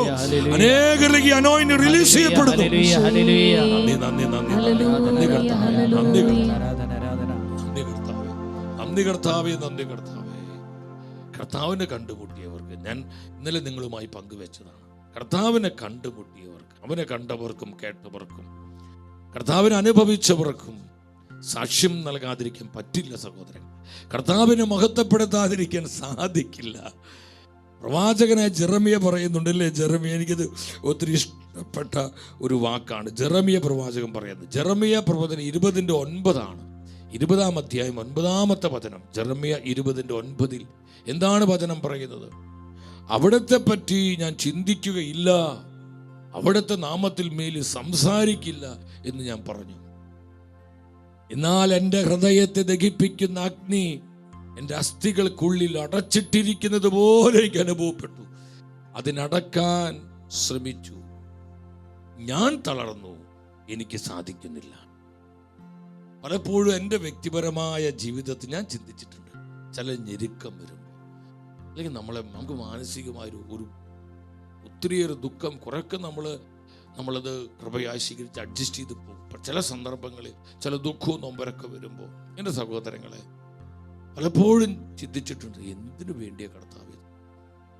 കർത്താവിലേക്ക് നോക്കുമ്പോൾ കർത്താവ് ഇങ്ങനെ മിണ്ടാതിരിക്കണ പോലെ തോന്നും, കർത്താവ് ഇങ്ങനെ ഒന്നും ചെയ്യാതെ ഇങ്ങനെ സ്റ്റില്ലായിരിക്കണ പോലെ നമുക്ക് തോന്നും. അപ്പോൾ നമ്മൾ ചിന്തിക്കും, നീ എങ്ങനെ ഇരിക്കുകയാണോ? നിനക്കൊന്ന് സംസാരിച്ചൂടെ, നിനക്കൊന്ന് പ്രവർത്തിച്ചൂടെ? എന്തിനാ കർത്താവ് ഈ ഇതുപോലെ എന്നെ കഷ്ടപ്പെടുത്തുന്നത്? പല സ്ട്രെസ്സും പല ടെൻഷനും ഒക്കെ നമ്മുടെ ജീവിതത്തിൽ വരും സഹോദരങ്ങളെ. ജെറമിയ പ്രവാചകൻ, കണ്ണുനീരിൻ്റെ പ്രവാചകൻ, ഒരു നല്ല വാക്ക് കിട്ടിയിട്ടില്ല. നിങ്ങൾ ആ ജെറമിയ പ്രവാചകന്റെ പുസ്തകം വായിക്കണം. ജെറമിയായുടെ നല്ല നല്ല ബിബ്ലിക്കൽ ഫിലിംസ്, ആ ഫിലിം കാണണം നിങ്ങൾ. എൻ്റെ ദൈവമേ, എന്തോരം കഷ്ടപ്പാടാ, പൊട്ടക്കനിലേക്ക് തള്ളിയിടുക. ഒരുപാട് ഈ കൂടെ നിന്നവർ പോലും ഒത്തിരി വേദനിപ്പിച്ചു. പല രാജാക്കന്മാർ അദ്ദേഹത്തെ പീഡിപ്പിച്ചു, ഒരുപാട് നൊമ്പരപ്പെട്ടു. അപ്പൊ ഈ സമയത്താണ് ജെറമിയ പറയുന്നത്, കർത്താവേ, മേലിൽ നിന്നെക്കുറിച്ച് ഞാൻ ഓർക്കില്ല, മടുത്തു, ഞാൻ മതി, എനിക്ക് ഞാൻ നിന്റെ വചനം നീ പറയില്ല കർത്താവേ. ഇതെല്ലാം ഞാൻ നിനക്ക് വേണ്ടി എൻ്റെ ജീവിതം തന്നതുകൊണ്ടാണ് ഇന്ന് എനിക്ക് ഈ അവസ്ഥയെല്ലാം വന്നതെന്ന് പറഞ്ഞ് പുള്ളി പരിഭവിക്കുകയാണ്. ഇതൊക്കെ നമ്മുടെ മാനുഷിക വശമാണ്. നമ്മൾ മനുഷ്യരാണ് എന്ന് കർത്താവ് കാണിച്ചു തരുന്നതാ. ഒരു ഹല്ലേലൂയ പറഞ്ഞേ. Man is man, God is God. മനുഷ്യനാണ്. എത്ര കൃപ നിറഞ്ഞ ആളാണെങ്കിലും, എത്ര വിശുദ്ധി അഭിഷേകമുള്ളവനാണെങ്കിലും നമ്മൾ മനുഷ്യരാണ്. ഇടയ്ക്ക് നമ്മുടെ മനുഷ്യ സ്വഭാവം വെളിപ്പെടും. നിങ്ങൾ പ്രവാചകരെ നോക്കുക, എത്ര പ്രവാചകർ കൊണ്ട്. ഏലിയ, ജെസബൽ എന്ന് പറയുന്ന രാജ്ഞി, അവളൊരു പെണ്ണ. അവൾ പറഞ്ഞു, നാളെ ഈ സമയമാകുമ്പോഴേക്കും ഏലിയ പ്രവാചകനെ ഞാൻ കൊന്നുകളയെന്ന് പറഞ്ഞപ്പോൾ ആ പെണ്ണിനെ പേടിച്ച് ഏലിയ ഓടുകയാണ്. അത്രയും ധീരനായ ശക്തനായ പ്രവാചകൻ. ഇപ്പം സഹോദരങ്ങൾ, മോശയുടെ ജീവിതത്തിൽ, എല്ലാ പ്രവാചകരുടെ ജീവിതത്തിലും ഇതൊക്കെ ഉണ്ടായിട്ടുണ്ട്. പക്ഷെ ജെറമിയ പറയുന്നൊരു കാര്യമുണ്ട്, ഞാനിങ്ങനെ ചിന്തിച്ചെന്നാൽ അടുത്ത നിമിഷത്തിൽ ഇത് തന്നെ നമ്മുടെ ജീവിതത്തിൽ സംഭവിക്കണേ. ഏതാനും സമയങ്ങൾ കഴിയുമ്പോൾ അവിടെ എന്താ സംഭവിക്കണേ? എനിക്ക് നിയന്ത്രിക്കാൻ പറ്റാത്ത, എനിക്ക് കൺട്രോൾ ചെയ്യാൻ പറ്റാത്ത ഒരു അഗ്നി എൻ്റെ ഹൃദയത്തിൽ ആ തീയുണ്ട്. ആ തീ എന്നെ കയറി പിടിക്കുകയാണ്. എൻ്റെ അസ്ഥികൾക്കുള്ളിൽ ആ തീ കത്തിപ്പടരുകയാണ്. മേലിൽ കർത്താവിനെ കുറിച്ച് ഞാൻ ഓർക്കില്ല, കർത്താവിൻ്റെ നാമം പറയില്ല, അവൻ്റെ വചനത്തിന് സാക്ഷ്യം നൽകില്ല എന്ന് തീരുമാനിച്ച് ഞാൻ കൂടുതൽ കൃപയിലേക്ക് അങ്ങ് തള്ളപ്പെടുകയാണ്. സ്തുതിക്കുന്നു കർത്താവേ. കാരണം എന്താണെന്നറിയോ? എൻകൗണ്ടർ. നമുക്ക് കൂടുതൽ സ്നേഹമുള്ളവരോട് നമുക്ക് ഈ പരിഭവവും നമുക്ക് ഈ വേദനയൊക്കെ ഉണ്ടാവുക. അപ്പോൾ കർത്താവിനോട് നമുക്ക് ഈ പരിഭവവും സങ്കടമൊക്കെ വരുന്നതിന് കാരണം എന്താണെന്ന് പറയുക? അത്ര ഇൻറ്റിമസി ഉള്ളവർക്ക്, അല്ലാത്തവർക്ക് എന്ത് കുഴപ്പം? അപ്പോൾ ഇവിടെ ജെറമിയാക്ക് അത്രയും ബന്ധമുണ്ട് കർത്താവിനോട്. അതുകൊണ്ടാണ് ഇത്രയും ഞെരുക്കം വന്നപ്പോൾ നമ്മൾ പറയില്ല, ആളുടെ പിടിവിട്ടുപോയി എന്ന് പറയില്ല, പിടിവിട്ടുപോയി. അപ്പോഴാണ് ഇതൊക്കെ പറയുന്നത്. ഇത് പറഞ്ഞ അല്പം കഴിയുമ്പോഴേക്കും ജെറമിയ പറയാ, ആ പറഞ്ഞതിനെ എല്ലാം മറികടക്കുമാറ് ആത്മാവിന്റെ ഒരു ഫയർ, ആത്മാവിന്റെ തീ അത് എന്നിൽ കത്തിപ്പിടിച്ചു. ഞാൻ ഫയറായി. എൻ്റെ സഹോദരങ്ങളെ, നമുക്ക് ഒരു അനുഭവം ഉണ്ടാവണം. നമ്മൾ സാക്ഷികളാകാൻ വിളിക്കപ്പെട്ടവരാണ്. കർത്താവ് നമ്മെ അതിനായി അഭിഷേകം ചെയ്യാൻ വിശ്വസിച്ചൊരു ഹല്ലേലൂയ പറഞ്ഞേ. വീണ്ടും നിങ്ങൾ മനസ്സിലായി, ഇത് നമ്മൾ ചെയ്യുന്നില്ലെങ്കിൽ നമുക്ക് നാശം, ദുരിതമാണ്. മറക്കരുത് സഹോദരങ്ങൾ, നമ്മൾ ആത്മശോധന ചെയ്യണം, അനുദപിക്കണം. നമ്മൾ കർത്താവ് നൽകിയ ഈ ശ്രേഷ്ഠമായ കൽപ്പന അനുസരിക്കാത്തതാണ് നമ്മുടെ സഭയ്ക്കുണ്ടാകുന്ന ഈ തകർച്ചകളുടെ ഒരു പ്രധാന കാരണം. നമ്മുടെ സമുദായം ഇന്ന് ക്ഷയിച്ചുകൊണ്ടിരിക്കുന്നു, ദുർബലമാകുന്നതിൻ്റെ ഒരു പ്രധാന കാരണം നമ്മുടെ അനേകർ പ്രവാസത്തിലേക്ക് പോകുന്നു. നമ്മൾ പഴയ നിയമത്തിൽ നമ്മൾ കാണുന്ന അടിമത്തത്തിലേക്ക് പോകുന്നത് പോലെ ഒരു ക്യാപ്റ്റിവിറ്റി തന്നെയാണത്. നമ്മളറിയാതെ കർത്താവ് തൻ്റെ ജനത്തെ പ്രവാസത്തിലേക്ക് വിടുന്നുണ്ടോ നമ്മൾ ചിന്തിക്കണം. നമുക്ക് പലപ്പോഴും അനുഗ്രഹമായിട്ട് തോന്നും, പക്ഷെ അത് യഥാർത്ഥത്തിൽ അനുഗ്രഹമാണോ എന്ന് നമ്മൾ ആത്മശോധന ചെയ്യണം. സഹോദരങ്ങളെ, നമ്മൾ തിരിച്ചറിയുക, നമ്മുടെ സമുദായം ഇന്ന് തളരുന്നു. കാരണം ഈ മഹാകൽപ്പനയോട് നമ്മൾ അനുസരണക്കേട് കാണിക്കുന്നു, ഡിസൊബീഡിയൻ്റ് ആകും. കുടുംബങ്ങൾ ഇന്ന് എവിടെയാ കുടുംബമായിട്ട് നമ്മൾ ദൈവവേല ചെയ്യുന്നത്? അങ്ങനെയുള്ള കുടുംബങ്ങളുണ്ട്. ഞാൻ അതിനോട് ദൈവത്തെ സ്തുതിക്കുന്നു. ഓരോ ക്രൈസ്തവ കുടുംബവും കർത്താവിന് സാക്ഷ്യം നൽകേണ്ട കുടുംബങ്ങളാണ്. അതിനായിട്ടാണ് ദൈവം നമ്മളെ കുടുംബമായി ഒന്നിപ്പിച്ചത്. ഭാര്യയും ഭർത്താവും, അപ്പനും മക്കളും, സഹോദരിമാരും സഹോദരന്മാർ ഒന്നിച്ച് ഒരു മനസ്സോടെ കർത്താവിന് ഉയർത്തുവാനായി വിളിക്കപ്പെട്ടവരാണ് നമ്മൾ. ആ ശ്രേഷ്ഠമായ നിയോഗം നമ്മൾ തിരിച്ചറിയണം സഹോദരങ്ങളെ, തിരിച്ചറിയണം. ഇത് നമ്മൾ ചെയ്യുന്നില്ലെങ്കിൽ എന്തു പറ്റുമെന്നറിയോ? ഹഗായി പ്രവചനത്തിലോട്ട് വന്നേ. എല്ലാവരും വചനെടുത്ത് എല്ലാവരും ഹഗായി പ്രവചനം 1-ാം അധ്യായം 2-ാം വചനത്തിൽ വേദനയോടെ കർത്താവ് പറയുകയാണ്, സൈന്യങ്ങളുടെ കർത്താവ് അരുളി ചെയ്യുന്നു, കർത്താവിൻ്റെ ആലയം പുനരുദ്ധരിക്കുന്നതിന് സമയമായിട്ടില്ല എന്ന് ഈ ജനം പറയുന്നു. ഇത് പലപ്പോഴും നമ്മുടെ വാക്കുകളാണ്, ഇത് നമ്മുടെ ആറ്റിറ്റ്യൂഡാണ് ഈ വചനത്തിൽ പരിശുദ്ധാത്മാവ് വെളിപ്പെടുത്തി തരുന്നത്. കർത്താവ് പറയുന്നുണ്ട്, നീ എൻ്റെ സാക്ഷിയാണ്, നീ വചനത്തിന് സാക്ഷി നൽകുക. സമയമായിട്ടില്ല കർത്താവ്, സമയമായിട്ടില്ല. ഞാൻ എൻ്റെ 14-ാമത്തെ വയസ്സിൽ എൻ്റെ ജീവിതം ഈശോയ്ക്ക് കൊടുത്ത് പലരും എന്നോട് പറഞ്ഞു, മോനെ ഈ സമയത്തൊന്നും ദൈവവേല ചെയ്യരുത്, ഒരു 10-50 വയസ്സ് കഴിച്ചിട്ട് മതി, സമയമായിട്ടില്ല. അപ്പോൾ നന്നായി പഠിച്ച് നല്ല ജോലി ഉണ്ടാക്കി, അല്ലെങ്കിൽ നല്ല ബിസിനസ് ചെയ്ത് കാശുണ്ടാക്കി ജീവിക്കാനുള്ള എല്ലാ സെറ്റപ്പുകളും വകകളൊക്കെ നമ്മൾ ഒരുക്കി വച്ചിട്ട് വേണം ബാക്കി സമയമുണ്ടെങ്കിൽ നമ്മൾ ദൈവവേല ചെയ്യാനായിട്ട്. സമയമായിട്ടില്ല. ചില ആൾക്കാർ എന്നോട് പറഞ്ഞ് ഞാൻ കേട്ടിട്ടുണ്ട്, അതെ ഞങ്ങൾക്ക് സുവിശേഷ വേല ചെയ്യാൻ നല്ല സന്തോഷമാണ്, പക്ഷേ കുറച്ചും കൂടി പ്രാരാബ്ദങ്ങളുണ്ട്, ഉത്തരവാദിത്തങ്ങളുണ്ട്. ഈ ഉത്തരവാദിത്തങ്ങളൊക്കെ നിർവഹിച്ചിട്ട് വേണം ഒരു ഫുൾ സ്പിരിറ്റിൽ എനിക്ക് ദൈവവേലയ്ക്കായിട്ട് ഇറങ്ങാൻ. മരണം വരെ നടക്കില്ല സഹോദരങ്ങൾ, മരണം വരെ സാധിക്കില്ല. നമ്മുടെ സമയത്തെല്ലാം നമ്മൾ ദൈവവേല ചെയ്യേണ്ടത് കർത്താവിൻ്റെ സമയത്താണ്, കർത്താവ് വിളിക്കുന്ന സമയത്താണ്, കർത്താവ് നിനക്ക് നിയോഗം തരുന്ന സമയത്താണ്, ആത്മാവ് നിന്നെ അഭിഷേകം ചെയ്യുന്ന സമയത്താണ്. സഹോദരാ, സഹോദരി, നീ കർത്താവിൻ്റെ വേല ചെയ്യേണ്ടത്, കർത്താവിന് സാക്ഷ്യം കൊടുക്കേണ്ടത്. സമയമായിട്ടില്ല. എൻ്റെ മക്കൾ കുറച്ചും കൂടി ഒന്ന് വളരട്ടെ, അല്ലെങ്കിൽ എൻ്റെ ജോലിയിൽ പ്രൊമോഷൻ കിട്ടട്ടെ, അല്ലെങ്കിൽ ഇപ്പോൾ എനിക്ക് നടുവേദനയാണ്, കാലുവേദനയാണ്, എനിക്ക് വയറ്റിൽ പ്രശ്നമുണ്ട്, അതുണ്ട്, ഇതുണ്ട്, ഇതൊക്കെ ഒന്നും മാറി ഒന്ന് ശരീരം ഒന്ന് ഫിറ്റാക്കട്ടെ, കുറച്ചും കൂടി ആരോഗ്യം കിട്ടട്ടെ, എന്നിട്ട് വേണം കർത്താവിന് വേല ചെയ്യാൻ. ഇതൊന്നും നടക്കുന്ന കാര്യങ്ങളല്ല സഹോദരങ്ങളെ. കർത്താവ് എപ്പോൾ വിളിച്ചോ അപ്പോൾ ഐ ആം റെഡി ലോഡ് എന്ന് പറയും. നീ ഒരു സമർപ്പണം നടത്തി നോക്കി, അപ്പോൾ അതിന്മേൽ അഭിഷേകം വരും. ആ അഭിഷേകം നിനക്ക് കൃപ തരും, അഭിഷേകം നിന്നെ ശക്തിപ്പെടുത്തും, അഭിഷേകം നിനക്ക് വേണ്ടതെല്ലാം പ്രദാനം ചെയ്യും. വിശ്വസിക്കുന്ന ഉച്ചത്തിൽ ഒരു ഹല്ലേലൂയ പറഞ്ഞേ. Hallelujah, hallelujah, hallelujah. സമയമായിട്ടില്ലെന്ന് പറയരുത്. കർത്താവ് നമ്മളെ വിളിക്കുമ്പോൾ സമയമായില്ലെന്ന് പറയരുത്. എനിക്ക് നേരമില്ല, എനിക്ക് സൗകര്യമില്ല പറയരുത്. സഹോദര സഹോദരി, നീ പറയരുത്. കർത്താവിൻ്റെ സമയത്തിൽ നീ ഒരു സമർപ്പണം നടത്തണം. നമ്മുടെ അനേകളുടെ വിഷയമാണത്. ഞാൻ ഒത്തിരി പേരോട് പലപ്പോഴും ഇവാഞ്ചലൈസേഷൻ ട്രെയിനിങ്ങുകളൊക്കെ ചെയ്യുമ്പോൾ, കർത്താവിൻ്റെ ശുശ്രൂഷകർക്ക് പലപ്പോഴും ശുശ്രൂഷകൾ ചെയ്യുമ്പോൾ എന്നോട് പലരും പറഞ്ഞു, എനിക്ക് ഫുൾ ടൈം ശുശ്രൂഷയ്ക്ക് വരണമെന്ന് ആഗ്രഹമുണ്ട്, പക്ഷേ കുറച്ച് പ്രശ്നങ്ങളുണ്ട്, അതൊക്കെ ഒന്ന് സെറ്റിൽ ചെയ്തിട്ട് ഇപ്പം സമയമായിട്ടില്ല. ഇനി എപ്പോഴാണ് സമയമാവണം? കർത്താവിന് രണ്ടാം വരവ് അടുത്തുകൊണ്ടിരിക്കുകയാണ്. ജനം നിത്യനാശത്തിലേക്ക് പോയിക്കൊണ്ടിരിക്കുകയാണ്. ഈ കൊച്ചു ജീവിതത്തിലുള്ളൂ. കർത്താവ് ഇപ്പോൾ വിളിച്ചു കഴിഞ്ഞില്ലേ നമ്മുടെ എല്ലാ ആസൂത്രണങ്ങളും, നമ്മുടെ എല്ലാ പദ്ധതികളും കർത്താവ് അനുവദിക്കുന്ന സമയം, ഈ ലൈഫ് മാക്സിമം കർത്താവിനായി പ്രയോജനപ്പെടുത്തുക സഹോദരങ്ങൾ. വചനം കൊടുക്കണം. കുറേ ചാരിറ്റി കാര്യങ്ങളോ എഡ്യൂക്കേഷനോ ഹോസ്പിറ്റൽ മിനിസ്ട്രിയോ അതൊന്നും വേണ്ട. അതൊന്നും വചനത്തിന് പകരമല്ല. നീ വചനം കൊടുക്കണം, ഈശോയെ കൊടുക്കണം. ഹല്ലേലൂയ പറഞ്ഞേ. ഹല്ലേലൂയ, യേശുവേ നന്ദി, യേശുവേ സ്തുതി, യേശുവേ ആരാധന. അനേകർക്ക് അങ്ങനെ ഒരു വിചാരമുണ്ട്. ദൈവവേല, സുവിശേഷ വേല എന്ന് പറയുമ്പോൾ പാവപ്പെട്ടവരെ സഹായിക്കുക, പാവപ്പെട്ടവരെ പുനരുദ്ധരിക്കുക, പാവപ്പെട്ടവരെ സപ്പോർട്ട് ചെയ്യുക, അവർക്ക് വിദ്യാഭ്യാസം കൊടുക്കുക, അവരെ ശുശ്രൂഷിക്കുക. ആ ആതുര സേവനങ്ങളും സഭയുടെ ചാരിറ്റി പ്രവർത്തനങ്ങളെല്ലാം വളരെ ആവശ്യമാണ്. കർത്താവിൻ്റെ കരുണയുടെ മുഖം ലോകത്തിന് വെളിപ്പെടുത്തുവാൻ ആവശ്യമാണ്. പക്ഷേ ഒരു വ്യക്തി ആത്മരക്ഷയിലേക്ക് നയിക്കുവാൻ അതിനൊന്നും കഴിയില്ല. അതിന് വചനത്തിന് മാത്രമേ കഴിയൂ. വചനത്തിന് മാത്രമേ കഴിയൂ. ഈ വചനം കൊടുക്കണം, വചനത്തിന് സാക്ഷിയാവണം. വിശ്വസിച്ചരാമേൻ പറഞ്ഞേ, ശക്തിയോടെ പറഞ്ഞ ആമേൻ. Hallelujah, hallelujah. സുവിശേഷ പ്രവർത്തനവും ചാരിറ്റി പ്രവർത്തനവും രണ്ടാണ് എന്നുള്ള കാര്യം നമ്മൾ മനസ്സിലാക്കണം സഹോദരങ്ങളെ. സുവിശേഷം പ്രഘോഷിക്കുക.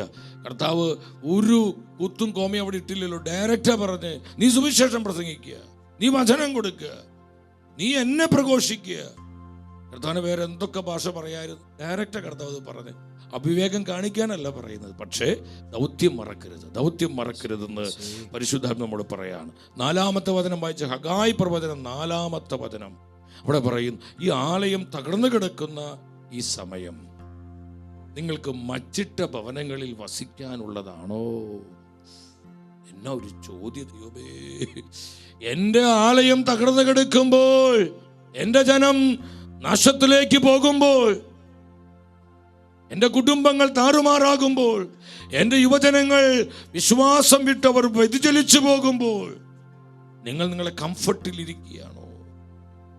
നിങ്ങൾ മച്ചിട്ട ഭവനങ്ങളിൽ വസിച്ചു കൊണ്ടിരിക്കുകയാണോ? നമ്മുടെ കംഫർട്ടുകൾ വിടണം. കർത്താവിന് വേണ്ടി നമ്മൾ അധ്വാനിക്കണം. നമ്മൾ കർത്താവിനെ പ്രതി തീഷ്ണമതികളാകണം സഹോദരങ്ങളെ. നമ്മുടെ കംഫർട്ടുകൾ മാറ്റുക. ഞാൻ നമ്മുടെ ജീവിതം മുഴുവൻ കർത്താവിൻ്റെ കരങ്ങളിലാണ്. നമ്മുടെ ലൈഫിൻ്റെ ഓണർഷിപ്പ് ആർക്കുള്ളതാണ്? കർത്താവായി ഈശോയ്ക്കുള്ളത്. അവനാണ് എനിക്ക് ഈ ജീവിതം തന്നത്. അവനാണ് എൻ്റെ ഉടമസ്ഥൻ, അഡോണായി. അവനാണ് എൻ്റെ സർവാധിപൻ. നമ്മൾ ഈ സത്യം മനസ്സിലാക്കണം. നിങ്ങൾ എന്തുകൊണ്ട് എന്നെ ഗവനിക്കുന്നില്ല?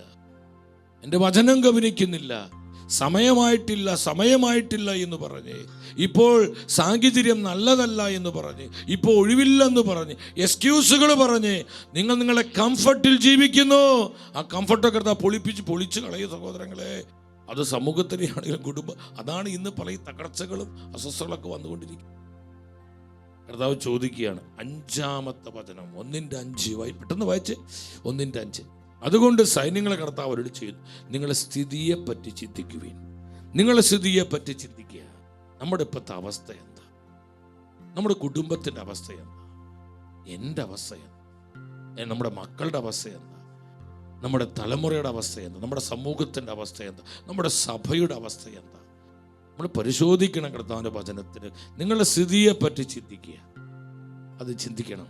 ദുരിതം മാറുന്നില്ല, കഷ്ടത മാറുന്നില്ല, ക്ലേശം മാറുന്നില്ല, കണ്ണുനീര് മാറുന്നില്ല. കാരണം എന്താ?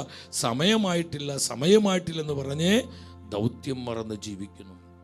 നിങ്ങൾ ചിന്തിക്കണം. എല്ലാം കർത്താവ് ഒരുക്കി കൊടുത്തത്, എല്ലാം കർത്താവ് തന്നിട്ടുണ്ട് നമുക്ക്.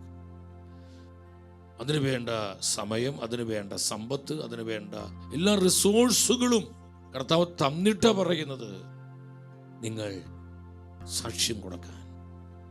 കർത്താവ് നമ്മളെ തനിയെ വിട്ടിരിക്കില്ല സഹോദരങ്ങളെ. നമ്മൾ ഇന്നലെ ധ്യാനിച്ചതാണ്. മക്കെദോനിയയിലേക്ക് പോകാൻ പറഞ്ഞു. പൗലോസിന്റെ കൂടെ കർത്താവ് ഉണ്ടായിരുന്നു. ആ കർത്താവിന്റെ ആത്മാവാണ് ആ കാരാഗൃഹത്തിനുള്ളറയിലേക്ക് ഇറങ്ങി വന്ന് സകല കെട്ടും പൊട്ടിച്ച് അടഞ്ഞ വാതിലുകളെ തുറന്ന് അവരെ സ്വതന്ത്രമാക്കിയത്. ഹല്ലേലൂയ. ആ കർത്താവ് ഇന്നും സഭയിൽ ജീവിക്കും. അവൻ ഇന്നും നിന്നോട് കൂടെ ഉണ്ടെന്നുള്ള സത്യം മനസ്സിലാക്കണം. ദൈവത്തിന്റെ വചനം പറയുന്നു. 6-ാമത്തെ വചനം വായിച്ച 6-ാമത്തെ വചനം. നിങ്ങളേറെ വിതച്ചു, കുറച്ചു മാത്രം കൊയ്തു. നിങ്ങൾ ഭക്ഷിക്കുന്നു, ഒരിക്കലും തൃപ്തരാകുന്നില്ല. നിങ്ങൾ പാനം ചെയ്യുന്നു, തൃപ്തി വരുന്നില്ല. നിങ്ങൾ വസ്ത്രം ധരിക്കുന്നു, ആർക്കും കുളിര് മാറുന്നില്ല. കൂലി ലഭിക്കുന്നവന് അത് ലഭിക്കുന്നത് ഓട്ടസഞ്ചിയിലിടാൻ മാത്രം. എന്റെ കർത്താവ് പറയാ ഓട്ടസഞ്ചി. എന്താണ് ഓട്ടസഞ്ചിയിൽ നാണയമിട്ടാൽ എന്ത് പറ്റും? അത് പോവും. അതുകൊണ്ട് ചിലർ പറയുന്നില്ല, ഒത്തിരി ഞങ്ങൾ അധ്വാനിക്കുന്നു, ഒന്നും കിട്ടുന്നില്ല, ഒക്കെ ഇങ്ങനെ ചിലവായി പോവുക. കുറെ ഹോസ്പിറ്റലിൽ കൊണ്ട് കൊടുത്തു, കുറെ ബാങ്കിൽ ലോണുണ്ട്, ലോൺ അടച്ചു, അതടച്ചു, ഇതടച്ചു, അവസാനം വീണ്ടും കടം മിച്ചം. ഓരോ മാസം കഴിയുന്ന കടം കൂടിക്കൊണ്ടിരിക്കുക. സാമ്പത്തിക പ്രശ്നങ്ങൾ കൂടി. കാരണം ഓട്ടസഞ്ചിയിലാണ് നമ്മൾ ഇടുന്നത്. ഓട്ടസഞ്ചി കണ്ടോ? കർത്താവിന്റെ ബ്ലെസ്സിങ് അവിടെ ഇല്ല. ഇതൊരിക്കലും അനുഗ്രഹത്തിന്റെ വാക്കുകളല്ല സഹോദരങ്ങളെ. ഇതൊരിക്കലും കൃപയുടെ വചനങ്ങളല്ല. നിങ്ങളെ അനുസരിക്കാത്തത് കൊണ്ട് നിങ്ങൾ അനുഗ്രഹം പ്രാപിക്കുന്നില്ല. ഓട്ടസഞ്ചിയിലേക്ക് ഇടുന്നത്. നിങ്ങൾ ഏറെ വിതയ്ക്കുന്നു, നിങ്ങൾക്ക് കൊയ്യാൻ പറ്റുന്നില്ല. അതെ, ഒത്തിരി പേര് കഷ്ടപ്പെടുന്നു. എല്ലാവരും ഞങ്ങൾ കുടുംബത്തിൽ 3-4 പേര് അധ്വാനിക്കുന്നവരാ. എങ്ങോട്ടാ പൈസ പോണെന്ന് അറിയില്ല. എന്നിട്ടും കടം മിച്ചം. പ്രശ്നങ്ങൾ തന്നെ പ്രശ്നങ്ങൾ. എങ്ങനെ ഈ തകർച്ച മാറുക? ഇതുപോലെ വേദനിക്കുന്ന ഒത്തിരി മക്കളുണ്ട്. അത് സാമ്പത്തിക വിഷയത്തിൽ മാത്രമല്ല, എല്ലാ വിഷയങ്ങളിലും നമ്മൾ ശ്രദ്ധിക്കണം സഹോദരങ്ങളെ. കർത്താവ് പറയുന്നു 9-ാമത്തെ വചനം, പെട്ടെന്ന് വായിക്കാം നമുക്ക്. നിങ്ങളേറെ തേടി ലഭിച്ചതോ അല്പം മാത്രം. നിങ്ങളത് വീട്ടിലേക്ക് കൊണ്ടുവന്നു, ഞാനത് ഊതിപ്പറത്തി. നമ്മുടെ അധ്വാന ഫലം നമുക്ക് അനുഭവിക്കാൻ പറ്റാത്ത വിധം നമ്മൾ തകർന്നൊരവസ്ഥയിലാകുന്നു. അത്യുന്നതന്റെ ശക്തി പ്രകടമാകാത്തതാണ് എന്റെ ദുഃഖത്തിന്റെ കാരണം, ദുരിതത്തിന്റെ കാരണം. കർത്താവ് ഊതിപ്പറപ്പിക്കുകയാണ് എന്ന് പറഞ്ഞാൽ കൃപ വരുന്നില്ല, കൃപ ഒഴുകപ്പെടുന്നില്ല, അനുഗ്രഹം ഒഴുകപ്പെടുന്നില്ല. ഊതിപ്പറപ്പിച്ചിട്ട് പിന്നെ എന്താ കർത്താവ് പറയുന്നത്? സൈന്യങ്ങളെ കർത്താവ് ചോദിക്കുന്നു, നിങ്ങൾ ഓരോരുത്തരും തൻ്റെ ഭവനത്തെ പ്രതി വ്യഗ്രത കാട്ടുമ്പോൾ, എൻ്റെ മക്കള്, എൻ്റെ വീട്, എൻ്റെ ആരോഗ്യം, എൻ്റെ ബിസിനസ്, എൻ്റെ ജോലി, എൻ്റെ കുടുംബം, എൻ്റെ തലമുറ, എൻ്റെ ഭർത്താവ്, എൻ്റെ ഭാര്യ, എൻ്റെ അപ്പൻ, എൻ്റെ അമ്മ, എൻ്റെ മകൻ, എൻ്റെ മകൾ, എൻ്റെ സഹോദരൻ, എൻ്റെ സഹോദരി, എൻ്റെ പണം, എൻ്റെ സൗന്ദര്യം, എൻ്റെ കഴിവ്, എൻ്റെ അതിനെ പ്രതി വ്യഗ്രത കാണിക്കുമ്പോൾ കർത്താവ് പറയാ, എൻ്റെ ജനം നശിക്കുന്നത് കാണാൻ നിനക്ക് എന്തുകൊണ്ട് നീ കാണുന്നില്ല? എൻ്റെ ഭവനത്തെ പ്രതി, കർത്താവിൻ്റെ സഭയെ പ്രതി, ജനത്തെ പ്രതി എന്തുകൊണ്ട് നിനക്ക് വേദന വരുന്നില്ല, വ്യഗ്രത വരുന്നില്ല? ആ വചനം ശ്രദ്ധിച്ച്, എൻ്റെ അവസാന ഭാഗം ശ്രദ്ധിച്ച്. എൻ്റെ ആലയം തകർന്നു കിടക്കുന്നത് കൊണ്ട് തന്നെ, 10-ാമത്തെ വചനം 10 പെട്ടെന്ന് വായിച്ചോ. അതുകൊണ്ട് ആകാശം നിങ്ങൾക്ക് വേണ്ടി മഞ്ഞ് പെയ്യ്ക്കുന്നില്ല, ഭൂമി വിളവ് നൽകുന്നില്ല, എല്ലാം നഷ്ടപ്പെട്ടു പോകുന്നു. അധ്വാന ഫലം നഷ്ടപ്പെടുന്നു. അധ്വാനിക്കുന്നുണ്ട്, പക്ഷേ കാര്യമായ ലാഭം കിട്ടുന്നില്ല, വിളവ് കിട്ടുന്നില്ല, ഉയർച്ച കിട്ടുന്നില്ല. അത് ബിസിനസ്സിലാകാം, അത് കൃഷിയിലാകാം, ജോലിയിലാകാം, ശുശ്രൂഷകളിലാകാം, ഏതു മേഖലയിലാണെങ്കിലും റിസൾട്ട് വളരെ കുറഞ്ഞു പോകുന്നു. അധ്വാനം വർദ്ധിക്കുന്നു, റിസൾട്ട് കുറയുന്നു. അതിന്റെ കാരണ കർത്താവ് കാണിച്ചു തരണേ. പരിശുദ്ധാത്മീ വചനത്തിൽ പഠിപ്പിക്കുകയാണ്. അടുത്ത വചനം ഉച്ചത്തിൽ വായിച്ച് എന്താ പറയുന്നത്? ദേശത്തിനും മലമുകളിലും ധാന്യത്തിലും ആ വചനം 10ാമത്തെ വചനം പൂർണ്ണമായിട്ടില്ലല്ലോ. ഭൂമി വിളവ് നൽകുന്നുമില്ല. ഭൂമി വിളവ് നൽകും. അതുകൊണ്ട് ആകാശങ്ങൾക്ക് വേണ്ടി മഞ്ഞു പെയ്യ്ക്കുന്നില്ല, ഭൂമി വിളവ് നൽകുന്നില്ല. 11ാമത്തെ വചനം പറയുന്നു, ദേശത്തിലും മലമുകളിലും ധാന്യത്തിലും പുതുവീഞ്ഞിലും എണ്ണയിലും ഭൂമിയിൽ മുളയ്ക്കുന്നവയിലും മനുഷ്യരിലും കന്നുകാലികളിലും അവരുടെ അധ്വാനത്തിൽ ഞാൻ വരൾച്ച വരുത്തിയിരിക്കുന്നു. എൻ്റെ സഹോദരങ്ങളെ, വളരെ ഗുരുതരമായൊരവസ്ഥ കർത്താവ് പറയും. എന്താണ് ഈ കൊടിയ ദുരിതത്തിന്റെ കാരണം? കർത്താവിൻ്റെ വചനം, കൽപ്പന അനുസരിക്കുന്നില്ല. നിങ്ങൾ ലോകമെങ്ങും പോയി എല്ലാ സൃഷ്ടികളോടും സുവിശേഷം പ്രസംഗിക്കുക എന്നുള്ള ആ ശ്രേഷ്ഠമായ അതിമഹത്തമായ ഈ കൽപ്പന നമ്മൾ അനുസരിക്കാത്തത് കൊണ്ട് ഈ ദുരിതങ്ങളൊക്കെ നമ്മുടെ മേൽ ഭവിക്കുന്നു. ആമോസിന്റെ പ്രവചനം 4-ാം അധ്യായം 6-ാമത്തെ ഞാൻ ആ വചനം വായിച്ച്, ദൈവമേ, തമാശയായിട്ട് പറയല, ഒത്തിരി വേദനയുണ്ട്. പക്ഷെ ആ വചനം എന്താ എഴുതി വെച്ചിരിക്കണം നോക്കിയത് നിങ്ങൾ. ഉറക്കെ വായിച്ച്, നിങ്ങളുടെ എല്ലാ നഗരങ്ങളിലും പല്ലിനെ പണിയില്ലാതായിരിക്കുന്നത് ഞാനാണ്. നോക്കി, പണിയില്ലാതാക്കിയത് എന്താണ്? ഈ പല്ലിന് പണിയില്ലാത്ത അവസ്ഥ എന്ന് പറയുന്നത് എന്താണ്? പല്ലിന് പണിയില്ല എന്ന് പറയുന്നത് എന്താ? ദാരിദ്ര്യം, ഒന്നും കഴിക്കാനില്ല, ഒന്നും ഭക്ഷിക്കാനില്ല, പല്ലിന് പണിയില്ലാത്തൊരവസ്ഥ. ദൈവമേ, കൊടിയ ദാരിദ്ര്യം. അടുത്ത വചനം വെളിപ്പെടുത്തുകയാണ്, നിങ്ങളുടെ പാർപ്പിടങ്ങളിൽ ആഹാരത്തിന് തരി പോലുമില്ല, എന്നിട്ടും നിങ്ങൾ എൻ്റെ അടുത്തേക്ക് മടങ്ങി വന്നില്ല, എന്നിട്ടും നിങ്ങൾ എന്നെ അനുസരിക്കുന്നില്ല. ഈ വചനം നിങ്ങൾ അനുസരിക്കുന്നില്ല. തകർച്ചയുടെ കാരണം മനസ്സിലാവുന്നുണ്ടോ? ദുരിതത്തിന് കാരണം മനസ്സിലാവുന്നുണ്ടോ? ദുരന്തങ്ങൾ വിട്ടുപോകാത്തതിന്റെ കാരണം മനസ്സിലാകുന്നുണ്ടോ? അത്യുന്നതന്റെ ശക്തി പ്രകടമാകാത്തതിന്റെ കാരണം മനസ്സിലാകുന്നുണ്ടോ? കർത്താവിന്റെ കൽപ്പനയോടുള്ള അനുസരണക്കേട്. സഹോദരങ്ങളെ, എത്ര ശക്ത! 7-ാമത്തെ വചനം വായിച്ച്, ആമോസ് പ്രവചനം 4:7. കൊയ്ത്തിന് 3 മാസമുള്ളപ്പോൾ ഞാൻ മഴ മുടക്കി. ഒരു നഗരത്തിൽ മഴ പെയ്യിച്ചപ്പോൾ മറ്റൊന്നിൽ പെയ്യിച്ചില്ല. നമ്മളിന്ന് കണ്ടുകൊണ്ടിരിക്കുക, ഒരു വയലിൽ മഴ പെയ്തപ്പോൾ മഴ ലഭിക്കാതെ മറ്റൊരു വയൽ വരണ്ടുപോയി. എന്നും അനുഗ്രഹത്തിന്റെ വാക്കുകളല്ല, തകർച്ചയുടെ വാക്കുകളാണ്. 9-ാമത്തെ വചനം പഠിപ്പിക്കുന്നു. 9-ാമത്തെ വചനം, സസ്യങ്ങൾ ഉണക്കുന്ന കാറ്റുവീഴ്ച കൊണ്ടും പൂപ്പൽ രോഗങ്ങൾ കൊണ്ടും നിങ്ങളെ ഞാൻ പ്രഹരിച്ചു. നിങ്ങളെ പ്രഹരിക്കുന്ന കർത്താവ് നമുക്ക് തരുന്നില്ല. അവിടെ കൃപ വരുന്നില്ല. നമ്മൾ തന്നെ ഇത് മുടക്കിക്കളയുന്നത്. ഈ അനുഗ്രഹവും കൃപകളൊക്കെ നമ്മളെ മുടക്കുന്നത് നമ്മൾ തന്നെയാണ്. നമ്മുടെ പ്രവർത്തികൾ കൊണ്ടാണ് നമ്മളിതെല്ലാം വരുത്തി വയ്ക്കുന്നത്. ശ്രദ്ധിക്കണം. അതാ വഴി കർത്താവ് പറയുന്നുണ്ട് ജെറമ്യ പ്രവചനത്തിൽ, നിങ്ങളോടൊപ്പം യാത്ര ചെയ്ത എന്നെ നിങ്ങൾ ഉപേക്ഷിച്ചത് കൊണ്ടാണ് നിങ്ങൾ സ്വയം ഇതെല്ലാം വരുത്തി വെച്ചത്. നമ്മളിത് മനസ്സിലാക്കുക. നമുക്കെല്ലാം നഷ്ടപ്പെട്ടു പോകുന്നു. സഹോദരങ്ങളെ, ഈ സത്യം മനസ്സിലാക്കിക്കൊണ്ട് കർത്താവിൻ്റെ കൃപയ്ക്ക് വേണ്ടി പ്രാർത്ഥിക്കുകയാണ്. അതുകൊണ്ട് നമ്മൾ ഉണരേണ്ട സമയമായി. ഇനിയും തകർന്ന് നമ്മുടെ ജീവിതം നരകതുല്യമാക്കി പോകാനുള്ളതല്ല. സുവിശേഷത്തിൽ പങ്കാളികളാകണം. കർത്താവിൻ്റെ വചനത്തിന് മുന്നേറ്റത്തിന് വേണ്ടി നമ്മളെ തന്നെ ഏൽപ്പിച്ചു കൊടുക്കണം. പൗലോസ്ലീഹ സത്യം നമ്മളെ പഠിപ്പിക്കുന്നുണ്ട്.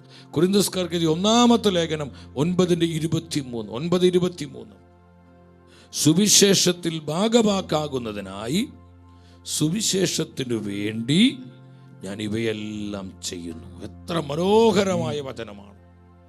സുവിശേഷത്തിൽ പങ്കാളിയാകാൻ വേണ്ടി, സുവിശേഷത്തിന്റെ വളർച്ചയ്ക്കും പുരോഗതിക്കുമായി ഞാൻ ഇവയെല്ലാം ചെയ്യുന്നു. ഞാൻ അധ്വാനിക്കുന്നത്, കഷ്ടപ്പെടുന്നത്, ഞാൻ കർത്താവിനായി പ്രവർത്തിക്കുന്നത്, ഞാൻ ജയിലിൽ കിടക്കുന്നത്, കർത്താവിനെ പ്രതി അടികൊള്ളുന്നത്, കൊള്ളക്കാരാൽ ആക്രമിക്കപ്പെടുന്നത്, കർത്താവിനെ പ്രതി ഞാൻ കടലിൽ ഒഴുകി നടന്നു, ഒരുപാട് ക്ലേശമുണ്ടായി, ഒരുപാട് പീഡനമുണ്ടായി.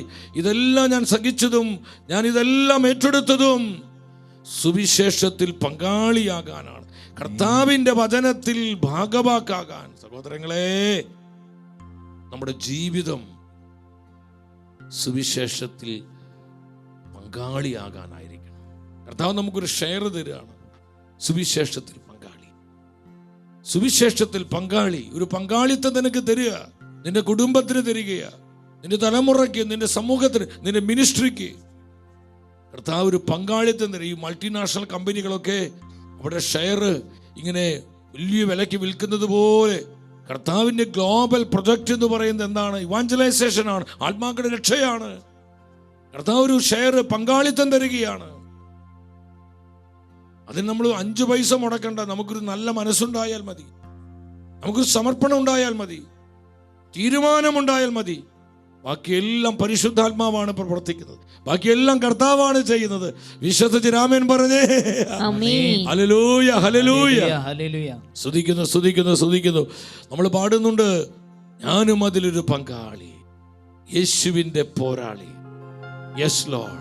കർത്താവേ, അങ്ങയുടെ വചനത്തിൽ പങ്കാളിയാകാൻ, കുടുംബമായി സുവിശേഷത്തിൽ ഭാഗവാക്കുകളാകാൻ ഞങ്ങളെ തന്നെ ഏൽപ്പിക്കുന്നു. സുവിശേഷത്തിൽ പങ്കാളിയാകാൻ, ദൈവരാജ്യ ശുശ്രൂഷകളിൽ പങ്കാളിയാകാൻ, ദൈവവേലയിൽ പങ്കാളിയാകാൻ കർത്താവേ ഞാൻ എന്നെ സമർപ്പിക്കുന്നു. എന്റെ കുടുംബത്തെ സമർപ്പിക്കുന്നു, എന്റെ തലമുറയെ സമർപ്പിക്കുന്നു, എന്റെ സമൂഹത്തെ സമർപ്പിക്കുന്നു. ആഗ്രഹിച്ച് ഈ വരികളൊന്ന് ചേർന്ന് പാടി. നിങ്ങൾ സാധിക്കുന്നവരെ കരങ്ങൾ പരസ്പരം കോർത്ത് പിടിച്ച്, കൈകൾ പരസ്പരം കോർത്ത് പിടിച്ച് ഞാനും അതിലൊരു പങ്കാളി, യേശുവിന്റെ പോരാളി. സുവിശേഷത്തിൽ പങ്കാളി, സുവിശേഷത്തിൽ പങ്കാളി, സഹോദരാ, സുവിശേഷത്തിൽ പങ്കാളി, പങ്കാളി, യേശുവിന്റെ പോരാളി. ഞാനും അതിലൊരു പങ്കാളി, യേശുവിന്റെ പോരാളി, യേശുവിന്റെ പോരാളി, യേശുവിന്റെ പോരാളി, യേശുവിന്റെ പോരാളി. ഇരുകരമുയർത്തി 3 പ്രാവശ്യം ഉച്ചത്തിൽ വിളിക്കുന്നു, യേശുവേ, ജീവിക്കുന്ന ദൈവമേ, വിളിച്ചു പ്രാർത്ഥിച്ചോ.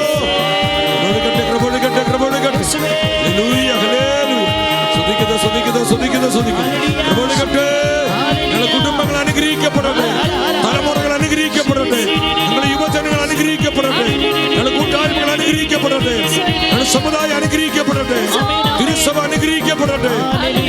സ്തുതിക്കുന്നു. Hallelujah, hallelujah. ഈശോയെ നന്ദി, ഈശോയെ നന്ദി, ഈശോയെ നന്ദി, ഈശോയെ സ്തുതി, ഈശോയെ ആരാധന, ഈശോയെ. എന്റെ സഹോദരങ്ങളെ, ലുക്കായുടെ സുവിശേഷം 5-ാം അധ്യായം 1-ാമത്തെ വചനം നിങ്ങളൊന്ന് ശ്രദ്ധിക്കുക. ദൈവവചനം ശ്രവിക്കാൻ ജനങ്ങൾ അവന് ചുറ്റും തിങ്ങിക്കൂടി. അവൻ ഗനേസറത്ത് തടാകത്തിന്റെ തീരത്ത് നിൽക്കുകയാണ്. ഇവിടെ 2 കൂട്ടങ്ങളെ കാണാം. ഒന്ന്, ദൈവത്തിന്റെ വചനം കേൾക്കാൻ ആഗ്രഹിക്കുന്ന ജനക്കൂട്ടം. 2, അവർക്ക് വചനം നൽകാൻ ആഗ്രഹിക്കുന്ന യേശു. ഞാൻ അതിൻ്റെ വിശദാംശങ്ങളിലേക്ക് പോകുന്നില്ല. തൻ്റെ അരികിലേക്ക് വചനം കേൾക്കാൻ വന്നിരിക്കുന്ന ഈ ജനത്തോട് എങ്ങനെ വചനം പറയും? ഇവർക്ക് എങ്ങനെ വചനം കൊടുക്കും? കർത്താവ് ചുറ്റുപാടുകളിലേക്ക് നോക്കി. നമ്മളൊരു കാര്യം മനസ്സിലാകും, നമ്മുടെ മുൻപിൽ ഒരുപാട് സാധ്യതകളുണ്ട്. ഇന്ന് ചില ആൾക്കാർ പറയാറുണ്ട്, എനിക്കൊരു സാധ്യതയില്ല, എനിക്കൊരു അവസരമില്ല, എനിക്ക് അവസരങ്ങൾ തരുന്നില്ല, എനിക്കൊരു സാധ്യത ആരും തരുന്നില്ല. അത് അവർക്ക് അറിയാത്തത് കൊണ്ടാണ്. നമ്മുടെ മുമ്പിൽ ഒരുപാട് സാധ്യതകളുണ്ട്, ഒത്തിരി സാധ്യതകളുണ്ട്, ഒരുപാട് അവസരങ്ങൾ കർത്താവ് നമുക്ക് മുമ്പിൽ വെച്ചിട്ടുണ്ട്. നമ്മുടെ ചുറ്റുപാടുകളിൽ തന്നെ, കർത്താവ് ചുറ്റിലേക്കൊന്ന് ജസ്റ്റ് ഒന്ന് നോക്കി. 2-ാമത്തെ വചനം പറയാണ്, 2 വള്ളങ്ങൾ കരയോടടുത്ത് കിടക്കുന്നത് അവൻ കണ്ടു. മീൻപിടുത്തക്കാർ അവയിൽ നിന്നിറങ്ങി വല കഴുകുകയാണ്. 2 വള്ളങ്ങൾ കരയോടടുത്ത് കിടക്കുന്നത് കർത്താവ് കാണുകയാണ്. ആ സാധ്യതയിലേക്ക് കർത്താവ് നോക്കുന്നത്. നമ്മുടെ ചുറ്റുപാട്, നമ്മുടെ കുടുംബം, നമ്മുടെ ബന്ധുമിത്രങ്ങൾ, നമ്മുടെ പരിചയക്കാര്, നമ്മുടെ ജോലി ചെയ്യുന്ന സ്ഥലം. ഇപ്പൊ ഷെക്കേന ന്യൂസ്, എന്ത് വലിയ സാധ്യത ദൈവം തന്നിരിക്കണേ. ഇത്രയും വലിയൊരു മീഡിയ കർത്താവ് നമ്മളെ ഏൽപ്പിച്ചു.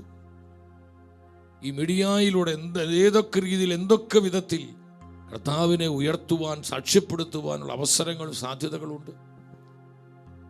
ആ സാധ്യതകൾ ഇതിനകത്തുള്ളവരെ പൂർണ്ണമായും പ്രയോജനപ്പെടുത്തുമ്പോഴാണ് ഈ ശുശ്രൂഷകളെ കർത്താവ് അനുഗ്രഹിച്ച് വളർത്തുന്നത്. സാധ്യതകൾ കർത്താവ് നൽകിയവരെ, ആ സാധ്യതകൾ എന്തുമാത്രം അവൻ്റെ മഹത്വത്തിനായി പ്രയോജനപ്പെടുത്തുന്നുവോ അതിനനുസരിച്ചാണ് അവർക്ക് വളർച്ചയും ഉയർച്ചയും കർത്താവ് നൽകുന്നത്. താലന്ത് കുഴിച്ചിട്ട് ഒരു മനുഷ്യന് ഒന്നും കർത്താവ് കൊടുത്തില്ല. സാധ്യതകൾ പ്രയോജനപ്പെടുത്തണം.